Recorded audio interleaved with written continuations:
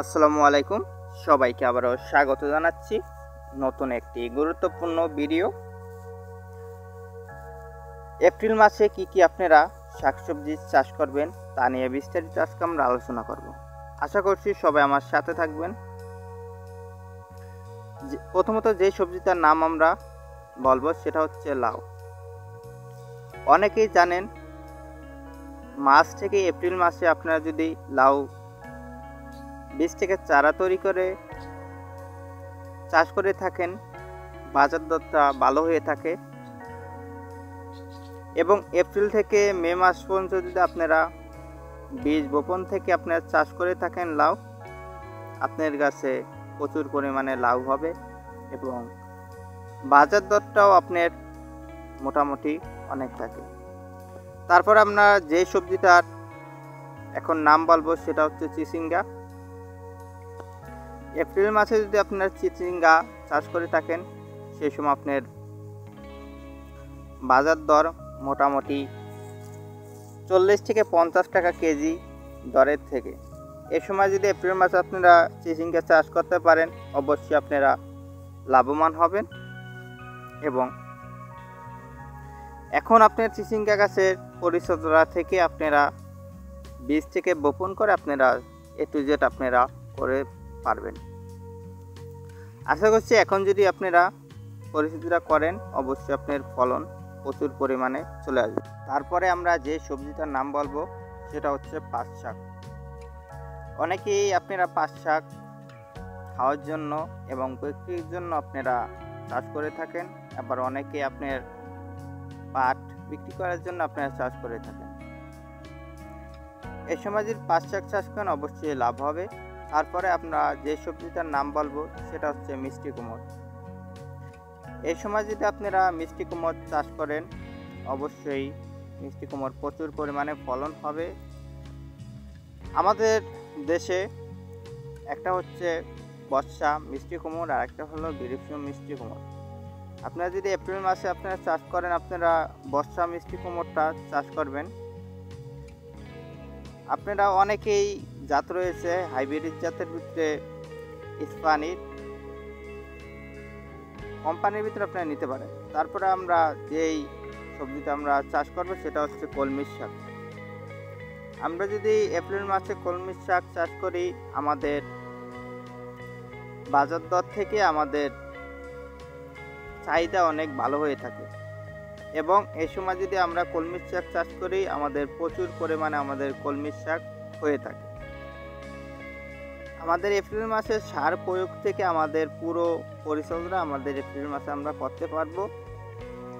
এখন আমাদের মাটি শুকনো, আমাদের প্রতিদিন না দিতে পারলে পানি আমাদের 3 থেকে 4 দিন পর আমরা পানি দিতে হবে। আশা করছি এই পরিচর্যা দিতে পারেন, অবশ্যই আপনার গাছে প্রচুর পরিমাণে ফলন হবে। তারপর আমরা যে সবজি চাষ করব সেটা হচ্ছে পুঁই শাক। এপ্রিল মাসে যদি আমরা পুঁই শাক চাষ করি, আমাদের প্রচুর পরিমাণে আমাদের পুঁই শাক হবে এবং পুঁই শাকের স্বাদ থেকে এবং পরিচর্যা আমরা এই এপ্রিল মাসে আমরা করতে পারবো। এবং এপ্রিল মাসে আমরা পুরো পানি থেকে এবং এখন যদি আমরা পুঁই শাকটা বীজ থেকে চারা তৈরি করে আমরা সারিবদ্ধ করে আমরা মাচা তৈরি করে লাগাই, তাহলে আমরা ওইভাবে আমরা চাষ করতে পারবো। আমাদের তাহলে প্রচুর পরিমাণে আমাদের ফলন হবে। যদি আপনারা মাচায় তৈরি করেন এবং মাচায় চাষ করেন, তাহলে আপনারা লাল ডোগা হাইব্রিড এটা আপনারা চাষ করবেন। এটা আপনারা একটা ডোগাই আপনার 3 থেকে 4 কেজি হয়ে থাকে। এই পুঁই শাকটা আপনারা যদি চাষ করেন তাহলে প্রচুর পরিমাণে আপনার লাভবান হবেন এবং দেখবেন প্রচুর পরিমাণে আপনার ফলন হচ্ছে। তারপরে আমরা যে সবজিটার নাম বলবো সেটা হচ্ছে ঢেঁড়স। আমরা এপ্রিল থেকে আমরা মে মাস এবং ডিসেম্বর মাস পর্যন্ত আমরা ভেন্ডি চাষ করতে পারি। এবং এখন বাংলাদেশে সবসময় আমাদের ভেন্ডি চাষ করা যায়। আমরা যদি এপ্রিল মাসে আমরা ভেন্ডি বপন করি এবং চাষ করি, আমাদের বাজার দরটা আমাদের 90 থেকে 100 টাকা এবং 120 টাকাও হয়ে থাকে। এবং আমাদের ঢেঁড়সের প্রচুর পরিমাণে চাহিদা হয়ে থাকে বাজারে। আমরা এপ্রিল থেকে মে মাস পর্যন্ত যদি ভেন্ডি বুনি, আমরা 30 থেকে 45 দিনের ভিতরে আমাদের গাছে ফলন চলে আসবে। আমাদের গাছে পরিচর্যা দিতে হবে এবং পানি থেকে আমাদের সার প্রচুর পরিমাণে আমাদের প্রয়োগ করতে হবে, তাহলে আমাদের গাছে প্রচুর পরিমাণে ফলন আসবে। এবং টিএসপি, এমওপি, ইউরিয়া এবং পটাশ সার এগুলা যদি আমরা দিতে পারি আমাদের গাছে প্রচুর পরিমাণে ঢেঁড়স হবে। তারপরে আমরা যেই সবজিটার নাম বলবো সেটা হচ্ছে করলা। করলা আমাদের বাংলাদেশে এখন সারা বছরই চাষ করা যায়, কিন্তু আমরা বর্ষাকালে করলা যদি চাষ করতে চাই তাহলে আমরা এপ্রিল মাস শুরু করে আমরা মে মাস পর্যন্ত আমরা বর্ষাকালে করলা আমরা চাষ করতে পারবো। এবং আমরা যদি এখন করলার বীজ থেকে চারা তৈরি করে আমরা চাষ করি আমাদের গাছে প্রচুর পরিমাণে করলা হবে এবং আমরা প্রচুর পরিমাণে লাভবান হতে পারবো। এপ্রিল মাসে যদি আমরা গাছের পরিচর্যা এবং গাছের সার প্রয়োগ করি তাহলে আমাদের গাছে ফলন প্রচুর পরিমাণে হবে। করলা গাছে টিএসপি, এমওপি, ইউরিয়া এবং পটাশ সার, ম্যাগনেসিয়াম, ফসফেট এবং থিওবিট যদি আমরা দিয়ে থাকি অবশ্যই আমাদের গাছে গোট এবং গাছে কোনো পোকামাকড়ও আক্রমণ করবে না এবং ফলন আমাদের গাছে প্রচুর পরিমাণে ফলন হবে। তারপরে আমরা যে সবজিটা চাষ করবো সেটা হলো ধনিয়া পাতা। আমরা অনেকেই জানি এপ্রিল মাসে আমাদের ধনিয়া পাতা যদি চাষ করতে পারি আমাদের বাজার দরটা এবং চাহিদা বাজারে অনেক আমাদের হয়ে থাকে। ধনিয়া পাতা আমাদের হাইব্রিড মরকো যদি চাষ করেন তাহলে অবশ্যই আপনার গাছে প্রচুর পরিমাণে ফলন হবে এবং প্রচুর পরিমাণে ধনিয়া পাতা আপনার গাছে এবং আপনার জমিতে হয়ে থাকবে।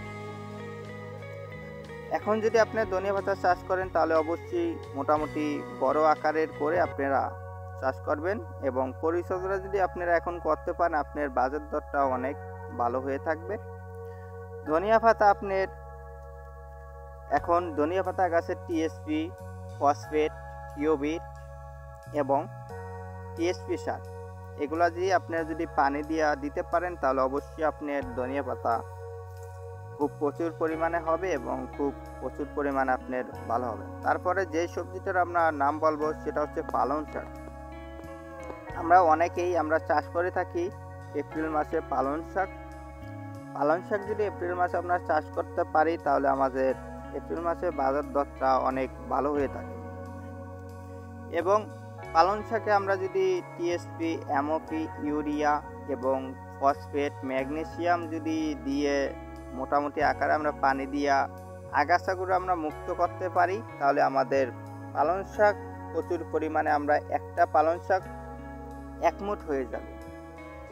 তাহলে আপনারা প্রচুর পরিমাণে আপনারা লাভবান হতে পারবেন যদি আপনারা পরিচর্যা করতে পারেন। অবশ্যই আপনার জমিতে আগাছা মুক্ত রাখতে হবে এবং আগাছা সবসময় পরিচর্যা করে রাখতে হবে যাতে আগাছাগুলো আপনার যে সার এবং পরিচর্যা করলে সেই আগাছায় ক্ষতি না করতে পারে সেদিকে খেয়াল রাখতে হবে। তারপর আমরা যেই সবজিটা এপ্রিল মাসে চাষ করব সেটা হচ্ছে ডাঁটা। আমরা অনেকেই ডাঁটা বাংলাদেশে পছন্দ করি এবং বাংলাদেশে ডাঁটা অনেক সুস্বাদু একটি খাবার। তো অবশ্যই আমরা এপ্রিল মাসে বীজ থেকে আমরা চারা তৈরি করতে পারবো এবং আমরা বীজ সরাসরি আমরা জমিতেও বপন করতে পারবো। ডাঁটা 2 ধরনের চাষ করা যায়, এক হলো আপনার সারিবদ্ধ করে, 2 হলো ছিটিয়ে। সবভাবে আপনার বপন করা যায়। আপনারা যদি সারিবদ্ধ বপন করে থাকেন তাহলে ডাঁটাটা একটু মোটা হয়ে থাকে বেশি এবং আপনারা যদি ছিটিয়ে আপনার বপন করেন তাহলে একেবারে আপনার হালকা হালকা ফাঁকা রেখে আপনার বপন করতে হবে যাতে একটা ডাঁটার সাথে আর একটা ডাঁটা বেজে না যায়। তাহলে আপনার ডাঁটা দেখবেন মোটা হয়ে যাবে এবং বাজার দরটা আপনার ভালো হবে। দর্শক, আজকে আমি এখানেই বিদায় নিচ্ছি। সকলে ভালো থাকবেন। আল্লাহ হাফেজ। আসসালামু আলাইকুম।